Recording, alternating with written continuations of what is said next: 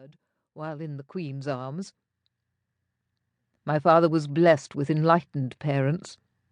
His mother in particular thought that children should not only be seen and very much heard, but that they should also be exposed to new ideas and the classics. She kept meticulous records of the books she read, and was always keen to try new experiences.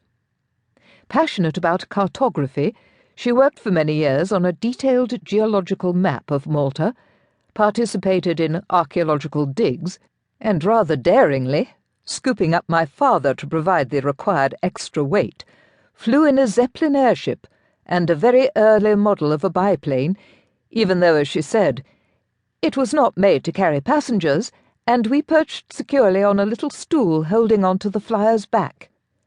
Coming from a line of progressive thinkers, she taught my father herself until he was 10 years old, gifting him an education that was thorough and polymathic. She taught him to be open-minded, methodical, and thorough, and above all encouraged him to enjoy learning, to inquire. Later, when I got to know my grandmother, I could see how entirely free of prejudice she was, how interested she was in all that was around her, and just how much of an influence she had had on my father's refreshing way of viewing the world. She was to be an inspiring force in my life. A month before his 10th birthday, my father was sent to Lockers Park Prep School in Hertfordshire, and 2 years later he entered the Royal Naval College at Osborne. As war became inevitable, at the beginning of 1914, his German-born father was forced to retire from the Admiralty as First Sea Lord because of the anti-German hysteria at large in the country, scurrilous newspaper headlines whipping people up into a frenzy of hatred. My grandfather resigned, even though the Navy was solidly behind him, and this episode had a profound effect on my father, who vowed to succeed to the position of his wronged father.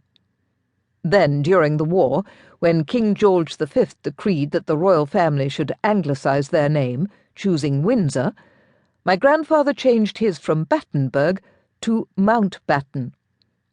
The king created him the Marquess of Milford Haven, having offered him the title of Duke, but practical to the last, and looking around him at the grandeur of the English nobility, he calculated that as his savings had been decimated in the German economic downturn, he simply didn't have the wealth that would be expected of him with that rank. An English duke had to maintain a grand style of life. My father also ceased to be the younger Prince Louis of Battenberg, and received the courtesy title of Lord Louis Mountbatten. During the First World War, my father joined Lord Beatty's flagship, HMS Lion, as a midshipman, and later he was appointed First Lieutenant of a small ship, HMS P-31, and for a time, aged only 18, he found himself in command of a crew of 60. Through Princess Mary, my father contrived that King George V should come on board during the peace pageant on the Thames. He saluted smartly as the monarch came aboard.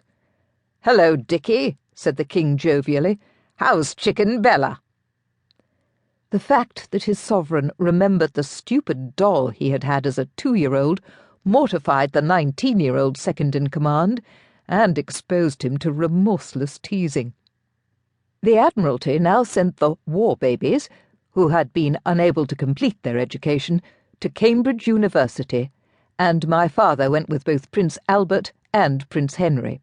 They all led a wildly social life, falling in and out of love between studying.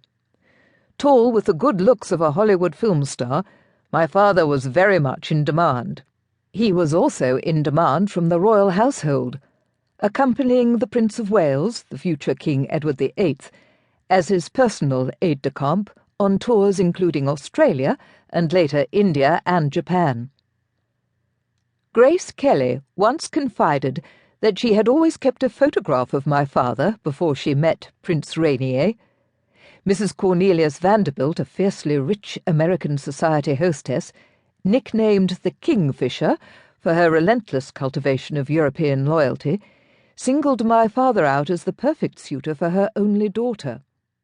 When she invited him to a tea party on her yacht off Cowes,